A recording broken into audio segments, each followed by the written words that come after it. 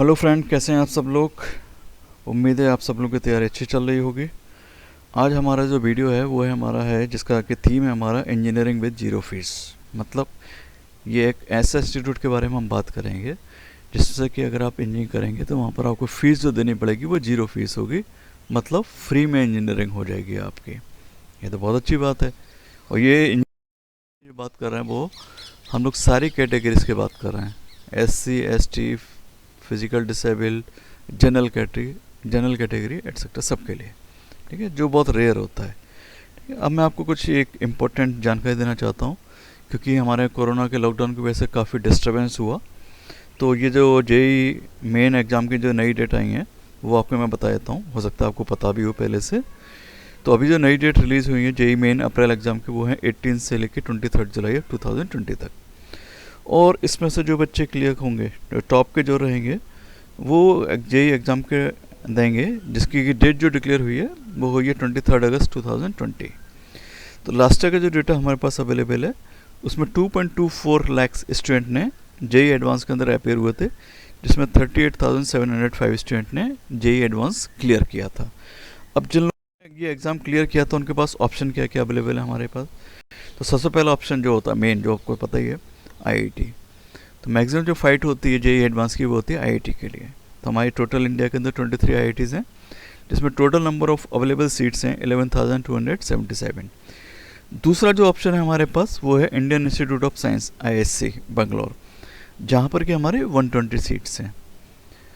तीसरा जो है वो है हमारे पास Indian institute of petroleum and energy IIPE Visakhapatnam, जहाँ पे 100 सीट्स अवेलेबल हैं।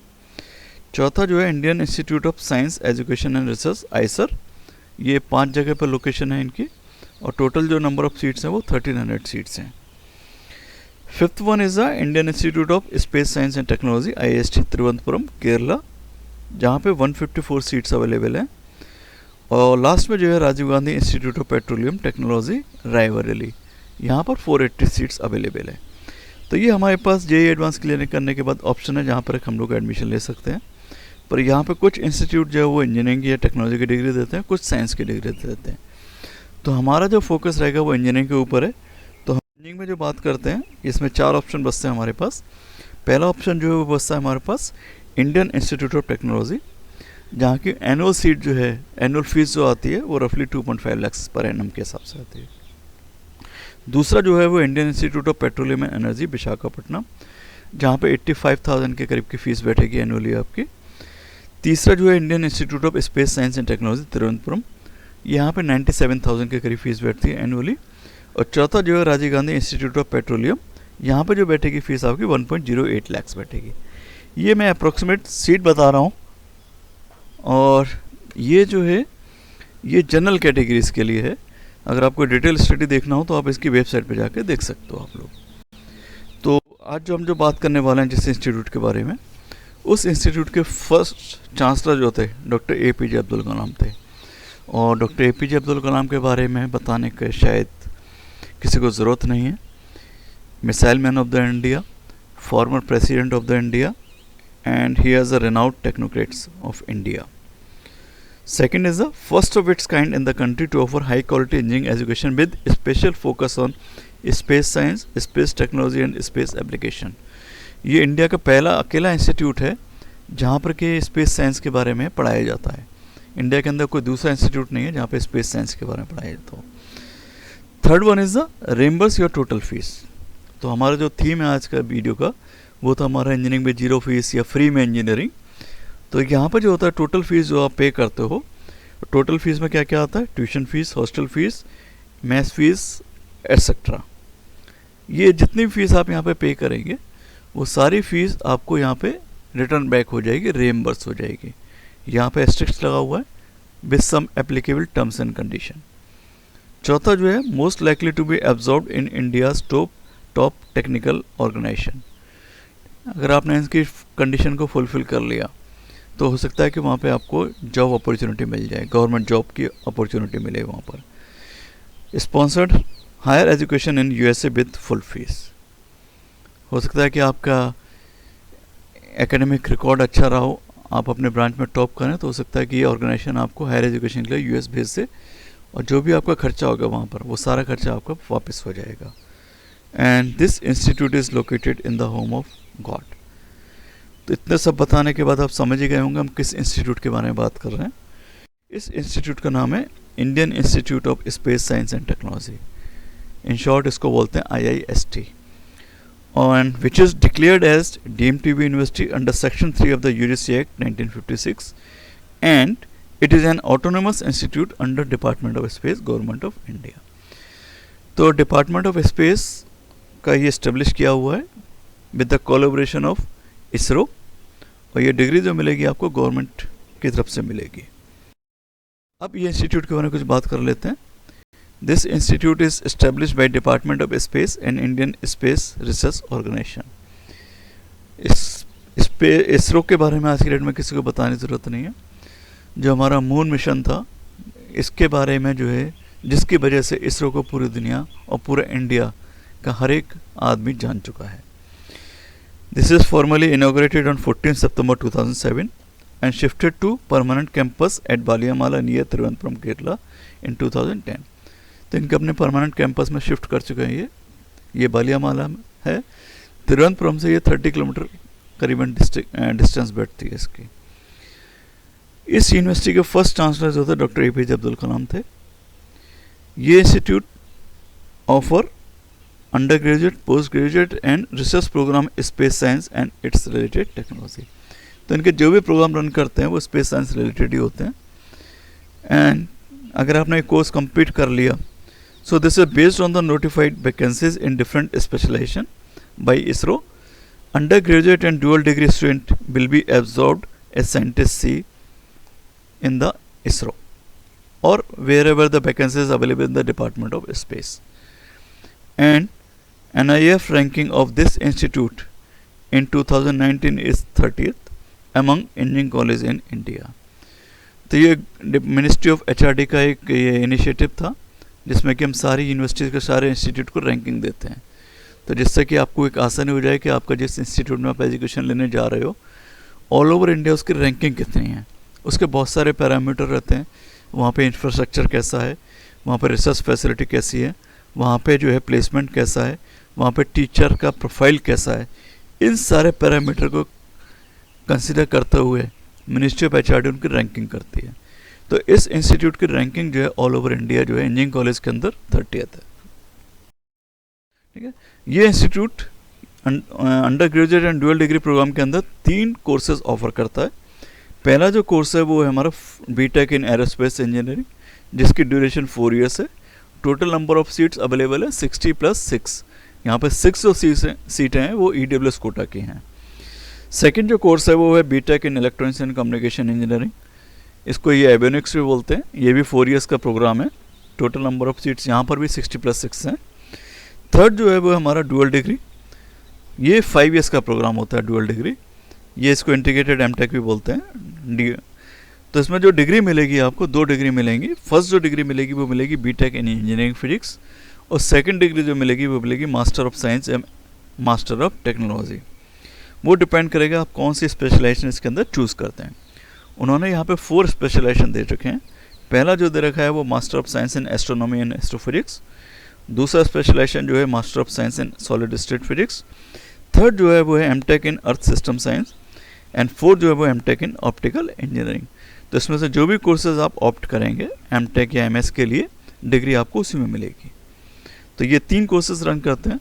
यहाँ पे एक चीज़ मैं क्लियर करना चाहता हूँ, डिपार्टमेंट ऑफ स्पेस जो जॉब ऑफ़र करता है वो खाली अंडर ग्रेजुएट और डुअल डिग्री प्रोग्राम के लिए ऑफ़र करता है। MTech और PhD के लिए वो जॉब ऑफ़र नहीं करते हैं। अब यहाँ पे एडमिशन के लिए एलिजिबिलिटी क्या है, एडमिशन लेना तो कैसे मिलेगा आपको, तो ये तो हमने पहले ही कर लिया था कि सबसे पहले रिक्वायरमेंट है यहाँ पर, वो रिक्वायरमेंट ये है कि आपको इंडियन सिटीजन होना ज़रूरी है। So only Indian citizens are eligible to apply for admission in IST। बाकी IIT के अंदर क्या रहता है 10% कोटा जो होता है वो NRI स्टूडेंट के लिए, फॉरेन स्टूडेंट के लिए होता है वो, पर IST के अंदर ऐसा कोई कोटा नहीं है। This is only take the admission from the Indian institute. Second, candidate belonging to general EWS and OBC NCL category must have been born on or after October 1, 1995। अगर आप जनरल कैटेगरी या EWS category या OBC category से हैं तो आपका date of birth होना चाहिए अक्टूबर 1, 1995 के बाद का होना चाहिए। पर अगर आप SC, ST या फिजिकल डिसेबिलिटी कैटेगरी के हो तो वहाँ पे आपको एज का रिलैक्सेशन मिलता है। यहाँ पर जो हो सकता है अक्टूबर 1, 1999 के बाद आपका डेट ऑफ बर्थ है, तब भी आप अप्लाई कर सकते हो यहाँ पर। थर्ड जो कंडीशन है इनकी वो है candidate must have secured at least 75% aggregate marks in the class 12th। तो 12th के अंदर 75% मार्क्स होना ज़रूरी है। फोर्थ जो कंडीशन है इनकी, candidate should have clear joint entrance exam advance 2020 with minimum marks. सिर्फ क्लियर करना ही ज़रूरी नहीं है, सो मिनिमम मार्क्स की भी इन्होंने कंडीशन लगा रखी है। और मिनिमम मार्क्स की कंडीशन क्या है, ये डिपेंड करता है कैटेगरीज के ऊपर। तो फर्स्ट जो कैटेगरी है वो जनरल कैटेगरी है, तो यहाँ पर आपका टोटल जो मार्क्स होना चाहिए जेईई एडवांस के अंदर वो 20% ऑफ द एग्रीगेट होना चाहिए, पहली कंडीशन। दूसरी कंडीशन क्या है, 5% marks in each of the 3 subject. तो यहाँ पर 3 सब्जेक्ट होते हैं, फिजिक्स, केमिस्ट्री, मैथ। तो हर सब्जेक्ट में इंडिविजुअली आपके 5% मार्क्स होने चाहिए और टोटल एग्रीगेट जो होना चाहिए वो 20% का होना चाहिए। दूसरी कैटेगरी जो वो EWS या OBC कैटेगरी है, उसमें आपके at least 18% marks in aggregate, 18% marks होना चाहिए टोटल एग्रीगेट्स में मिनिमम, और at least 4.5% marks in each of the 3 subject. तो फिजिक्स, केमिस्ट्री, मैथ में आपके इंडिविजुअली 4.5% मार्क्स मिनिमम होने चाहिए।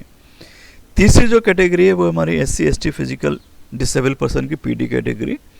यहाँ पे total at least 10% marks in aggregate and at least 2.5% marks in each of the 3 subject, physics, chemistry, mathematics. तो ये अगर आप कंडीशन फुलफिल करते हैं तो आप एलिजिबल हो जाएंगे IST के अंदर एडमिशन लेने के लिए। अब ये लास्ट ईयर की जो मैंने रैंकिंग निकाली है, ये आप वेबसाइट पे भी देख सकते हैं IST की। ये जो रैंकिंग होती है, यहाँ पर जो बच्चे जेईई एडवांस क्लियर करने के बाद अप्लाई करते हैं, अपने रैंक देते हैं, तो ये अपनी इंटरनल रैंकिंग तैयार करते हैं। तो ये इनकी इंटरनल रैंकिंग है। तो फर्स्ट जो कैटेगरी है वो जनरल कैटेगरी है। एयरोस्पेस इंजीनियरिंग के अंदर जो ओपन हुआ था वो 11th पे ओपन हुआ था, 801 पे क्लोज हो गया था। Similarly BTech in electronics and communication और एवियोनिक्स जनरल कैटेगरी के लिए ओपन जो हुआ था 38 पे ओपन हुआ था, 847 पे क्लोज हो गया था। और डुअल डिग्री प्रोग्राम जो 5 ईयर्स का कोर्स होता है उसके अंदर 69 पे ओपन हुआ, 702 पे क्लोज हो गया वो। तो ये जनरल कैटेगरी के बारे में है। EWS के अंदर ओपन हुआ 67 पे, 124 पे क्लोज हो गया in the aerospace engineering. EC के अंदर 94 पे ओपन हुआ, 123 पे बंद हो गया EC के अंदर, और 135 पे ओपन हुआ, 146 पे क्लोज हो गया EWS में डुअल डिग्री प्रोग्राम के अंदर। क्योंकि डुअल डिग्री प्रोग्राम के अंदर जैसे एरोस्पेस के अंदर 6 सीट हैं खाली, EC के अंदर 6 सीट हैं और डुअल डिग्री के अंदर 2 सीट्स हैं। तो ये आप देख सकते हैं आप किस कैटेगरी को बिलोंग करते हैं, तो वहाँ पर ओपनिंग रैंक क्या आती है और क्लोजिंग रैंक क्या आती है, ये आप यहाँ से चेक कर सकते हैं आप लोग। अब नेक्स्ट जो है यहाँ पर फीस स्ट्रक्चर कितना है यहाँ पे, तो ट्यूशन फीस जो पे करनी पड़ेगी आपको 20,000 पर सेमेस्टर। एस्टेब्लिशमेंट फीस जो होती है 8,000 पर सेमेस्टर। स्टूडेंट एमिनिटीज फीस जो होती है 4,000। Medical charges 2,000। Hostel and dining charges 14,400। तो टोटल फीस जो पे करनी पड़ेगी वो आपको करनी पड़ेगी इंडियन करेंसी के अंदर 48,400। अब यहाँ पे हम तो पहले कह रहे थे कि हम फ्री में इंजीनियरिंग कराएंगे, और यहाँ पे हम लोग कह रहे हैं कि हम 48,400 फीस आपको पे करनी पड़ेगी पर सेमेस्टर। तो ऐसा नहीं है, यहाँ पे इनकी कंडीशन कि अगर आप जो फीस पे करते हैं 48,400, ये आपको ये रिएम्बर्स करेंगे।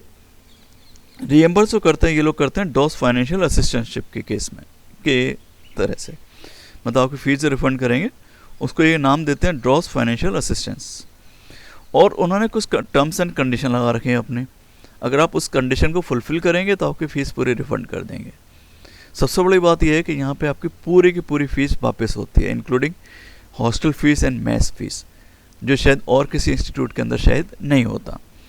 तो यहाँ पे कंडीशन क्या है इनकी, अगर आप जनरल कैटेगरी या EWS कैटेगरी या OBC कैटेगरी को बिलोंग करते हैं तो आपको मिनिमम जो होगा वो 7.5 SGPA बनाना पड़ेगा। अगर आपका मोर देन 7.5% SGPA है तो आपकी पूरी फ़ीस जो होगी 48,400 फीस होगी वो आपकी रिफ़ंड हो जाएगी। अगर आप SC ST PD केस को करते हैं, अगर आपका SGPA 6.5 से भी ऊपर है तब भी आपको पूरी फीस वापस हो जाएगी। और अगर 5.5 से लेके 6.5 के बीच में है तो आपकी खाली ट्यूशन फीस रिफंड होगी, और अगर आप 5.5 से नीचे है आपका तो आपको पूरी फीस पे करनी पड़ेगी। उस केस में डॉस आपको कोई असिस्टेंटशिप प्रोवाइड नहीं करेगा, ये बहुत क्लियर है। तो जो फ्री में अगर आपको इंजीनियरिंग करनी है तो आपको एकेडमिक रिकॉर्ड जो रहेगा वो आपको मेंटेन करना पड़ेगा। अगर आप जनरल कैटेगरी के हो तो 7.5 SGPA बनाना पड़ेगा मिनिमम, और अगर आप SC ST कैटेगरी या PWD कैटेगरी से हो तो वहाँ पर आपको एटलीस्ट 6.5 SGPA बनाना पड़ेगा। तो आपको 100% फीस जो होगी वो आपकी रिफ़ंड हो जाएगी। ये जो रिफ़ंड करते हैं इसका तरीका मैं आपको बता देता हूँ। जब आप एडमिशन लेते हैं फर्स्ट सेमेस्टर के अंदर तो ये आपको फ़ीस पे करनी पड़ती है। तो जब आपको सेकंड सेमेस्टर का एनरोलमेंट स्टार्ट होता है उससे पहले ही अपना फर्स्ट सेमेस्टर का रिजल्ट दे देंगे। तो अगर आपका 7.5 SGPA बन चुका है तो आपकी सेकंड सेमेस्टर के रजिस्ट्रेशन से पहले आपकी वो फीस, फर्स्ट सेमेस्टर की फ़ीस आपके अकाउंट में वापस आ जाएगी। उसी फीस को आप अपने सेकंड फीस के रजिस्ट्रेशन में, सेकंड सेमेस्टर के रजिस्ट्रेशन में आप उसको यूज़ कर सकते हो। ठीक है, तो यहाँ पे IST से करने का जो पहला एडवांटेज है कि आपको फ़ीस जो है, अगर आप एकेडमिक परफॉर्मेंस मेंटेन करते हो तो आपकी फ़ीस वापस हो जाएगी। दूसरा यहाँ से जो सबसे बड़ा मेन एडवांटेज है वो ये है कि अगर आपने उनकी कंडीशन को फुलफ़िल कर लिया, जो उन्होंने कंडीशन बना रखी हैं, तो हो सकता है कि आपको इसरो में या डिपार्टमेंट ऑफ स्पेस के किसी ऑर्गेनाइजेशन के अंदर जॉब ऑफ़र मिल जाए। ठीक है, जॉब जो होगी वो गवर्नमेंट जॉब होगी। अब लास्ट ईयर का जो डेटा अवेलेबल है, मैं 2015 से 2019 के अंदर डेटा लिया है। अब मैं 2019 का डेटा लेता हूँ। तो 2019 में जो बच्चे एडमिशन हुए थे, मतलब 2015 में 60 स्टूडेंट एडमिशन हुआ था उनका एरोस्पेस इंजीनियरिंग में, उसमें से 42 स्टूडेंट का प्लेसमेंट हो चुका है इसरो के अंदर। इसी के अंदर जो है 60 स्टूडेंट ने एडमिशन लिया था 2015 में, उसमें से 38 स्टूडेंट का एडमिशन वो इसरो के अंदर प्लेसमेंट हो चुका है। और डुअल डिग्री में 33 स्टूडेंट ने एडमिशन लिया था और 26 ईयर्स के अंदर प्लेसमेंट हो चुका है। तो टोटल जो है 106 स्टूडेंट का प्लेसमेंट हो चुका है 2019 में स्टूडेंट का इसरो के अंदर में। अब यहाँ पे कंडीशन क्या है, इसरो आपको कब जॉब ऑफर करेगा उसकी कंडीशन बना रखी है उन लोगों ने। तो ये कंडीशन है उसकी। सबसे पहली कंडीशन ये है कि जो आपकी ड्यूरेशन है उसी ड्यूरेशन में आपको अपना कोर्स कंप्लीट करना पड़ेगा। जैसे बीटेक की ड्यूरेशन 4 ईयर्स है तो 4 ईयर्स में कंप्लीट करना पड़ेगा आपको, और डुअल डिग्री का ड्यूरेशन 5 ईयर्स है तो 5 ईयर्स में कंप्लीट करना पड़ेगा। तो अगर आपका ड्यूरेशन इससे ज़्यादा हुआ तो इसरो आपको कोई जॉब ऑफर नहीं करेगा, सबसे पहली कंडीशन। दूसरी कंडीशन हम लोग बता चुके हैं आपको SGPA जो बनाना है वो आपको जो बनाना है वो आपको मिनिमम 7.5 बनाना है। अगर इससे नीचे हुआ तो आपको अगेन इसरो आपको कोई जॉब ऑफर नहीं करेगा। तीसरा, student are required to be fully medically fit as per ISRO norms. तो इसरो के जो मेडिकल नॉर्म्स बने हुए हैं वो आपको फुलफ़िल करने पड़ेंगे। अगर आप ये 3 कंडीशन फुलफ़िल करते हैं तो मैक्सिमम अपॉर्चुनिटी ये है, मैक्सिमम चांसेस ये हैं कि आपको जॉब के अंदर इसरो के अंदर आपको जॉब ऑफर हो जाएगा। पर यहाँ पे इसरो एक बहुत चीज़ क्लियरली कहता है, इसरो और DOS do not guarantee job to all eligible student. Absorption will be in the order of merit based only on vacancies notified by ISRO DOS for IST absorption for that particular year। अगर आपने 2009 में complete किया है तो आपको job opportunity जो मिलेगी वो 2019 में मिलेगी, पर्टिकुलर ईयर के अंदर में ही। ठीक है, तो ये इन्होंने कुछ टर्म्स एंड कंडीशन बना रखी हैं। पर अभी तक का जो डेटा बोलता है वो ये बोलता है कि जो ऊपर की जो 3 कंडीशन है जिन लोगों ने फुलफिल की हैं उन लोगों को मैक्सिमम को इसरो के अंदर जॉब ऑफर हुआ है। अब जब आप जॉब ऑफर होता है आपको एज ए साइंटिस्ट सी, तो आपकी जो बेसिक पे रहती है वो रहती है 56,100, और उसके अलावा जो आपको मिलेगा इन एडिशन HRA मिलेगा, हाउस रेंट अलाउंस मिलेगा, DNS अलाउंसेस मिलेगा as per central government norms, transport allowances मिलेगा उस वक्त जहाँ पर जिस सिटी के अंदर आपकी पोस्टिंग होगी, और जिस वक्त जो गवर्नमेंट के नॉर्म्स होंगे उसके अकॉर्डिंग आपको मिल जाएगा। इसके अलावा जो रहता है, all employees are govern by the national pension scheme, medical facilities for self independence, leave travel concession LTC, group insurance etcetera are also available. ये आपको बेनिफिट्स वहाँ पे मिलेंगे जब आप वहाँ पे इसरो के अंदर आपको जॉब मिलेगा, वहाँ पे आप ज्वाइन करेंगे। ठीक है। अब ऐसा नहीं है इसरो आपको फीस वापस कर रही है और आप ऐसा नहीं हो कि आप इंजीनियरिंग कंप्लीट करो उसके बाद जो है इसरो को बाय बाय कर दो, ऐसा नहीं होगा। ठीक है। इसरो गवर्नमेंट आपको ऐसा नहीं करने देगी। ठीक है। तो इसके लिए क्या करती है गवर्नमेंट साहब से एक श्योरिटी बॉन्ड भरवाती है, उस बॉन्ड को आपको भी भरना पड़ेगा और आपके पेरेंट्स को भी भरना पड़ेगा, और उसमें कुछ गारंटर्स भी होते हैं जो उसमें गारंटी देते हैं। ठीक है। आप इसरो ये जॉब इसरो जो श्योरिटी बॉन्ड भरवाती है उसमें सब पहली कंडीशन जो होती है, मोस्ट इंपॉर्टेंट कंडीशन ये है कि आपको एटलीस्ट 3 ईयर्स इसरो के अंदर या डिपार्टमेंट स्पेस के किसी ऑर्गेनाइजेशन के अंदर 3 ईयर्स का जॉब आपको करना पड़ेगा मिनिमम। अगर आप जॉब नहीं करते वहाँ पर तो आपको एक श्योरिटी बॉन्ड अमाउंट आपको पे करना पड़ता है। तो इसरो ने जैसे आपने जॉब कोर्स कंप्लीट किया और इसरो ने आपको जॉब ऑफर किया, अगर आपने जॉब को उसी वक्त या विद इन 1 ईयर्स आपने डिनाई कर दिया, आपने मना कर दिया कि मैं इसरो के अंदर जॉब नहीं करूँगा, तो आपको 10 लाख रुपए वापस करने पड़ेंगे इसरो को। आपको मोर देन 1 ईयर्स पर लेस देन 2 ईयर्स के अंदर आपने मना किया तो आपको 9 लाख रुपये वापस करने पड़ेंगे, और 2 to 3 ईयर्स के बीच में आपने वापस किया तो आपको 8 लाख रुपये वापस करने पड़ेंगे। और 3 ईयर्स के बाद आपके पास ऑप्शन है कि आप चाहें तो इसरो को छोड़ सकते हैं। तो मिनिमम आपको 3 ईयर्स जॉब वहाँ पे करना ही पड़ेगा इसरो के अंदर, ये कंडीशन है उनकी। अब ये डेट्स हैं, ये इसरो की पहले डेट्स निकाली थी, नई डेट्स अभी नहीं निकाली है अप्लाई करने के लिए। तो जो पुरानी डेट्स थी वो थी ओपनिंग ऑफ ऑनलाइन रजिस्ट्रेशन 25 मई ऑफ 2020 से स्टार्ट होना था, and closing of online registration 12 June 2020 को। पर यहाँ पे कोरोना के लॉकडाउन की वजह से सारी कंडीशन सारी डेट्स चेंज हो चुकी हैं, तो इसलिए आप नए शेड्यूल के लिए IST की वेबसाइट पर जाइए, वहाँ से उसको देख लीजिएगा। तो जब आप IST की वेबसाइट पर जाएंगे तो वहाँ पर रजिस्ट्रेशन करना पड़ता है। रजिस्ट्रेशन में आपको कैटेगरी के बेसिस पे आपको रजिस्ट्रेशन फ़ीस पे करनी पड़ेगी। तो अगर आप मेल कैंडिडेट और जनरल कैटेगरी या EWS कैटेगरी या OBC कैटेगरी के, तो आपको वहाँ पे 600 रुपीज़ पे करना पड़ेगा। अगर आप फीमेल कैंडिडेट हो जनरल EWS या OBC कैटेगरी से तो 300 rupees. All SC, ST and PD candidates will be required to pay 300 rupees as a registration fees. अगर आपके इसके बारे में और कुछ ज़्यादा जानकारी चाहिए तो ये मैंने लिंक प्रोवाइड किया हुआ है, इस लिंक पर जाके आप लोग वेबसाइट पर जाके आप अपनी इन्फॉर्मेशन ले सकते हो। तो ये IST के बारे में मैंने आपको बताया। अगर आपका स्पेस साइंस के अंदर इंटरेस्ट है, दूसरा अगर आप फ्री में इंजीनियरिंग करना चाहते हो, मतलब आप कोई फ़ी कि आपके फाइनेंशियल प्रॉब्लम है कुछ, या आप फ्री में इंजीनियरिंग करना चाहते हो तो आप वहाँ पे कर सकते हो। तीसरा जो मेन एडवांटेज है यहाँ पर, अगर आपने उनकी मिनिमम रिक्वायरमेंट को फुलफ़िल कर लिया तो मैक्सिमम अपॉर्चुनिटी है कि आपको डिपार्टमेंट ऑफ स्पेस के किसी ऑर्गेनाइजेशन के अंदर आपको जॉब ऑफर हो जाए जो कि गवर्नमेंट जॉब होगी। तो मेन ये 3 डिस्टिंक्टिव एडवांटेज हैं IST से इंजीनियरिंग करने के लिए। तो ये मैंने आपको इन्फॉर्मेशन प्रोवाइड की है। अगर इसके बारे में अगर आपको कोई भी और जानकारी करनी हो तो आप मेरी वेबसाइट के कमेंट के अंदर वो अपना क्वेश्चन लिख के भेज सकते हो।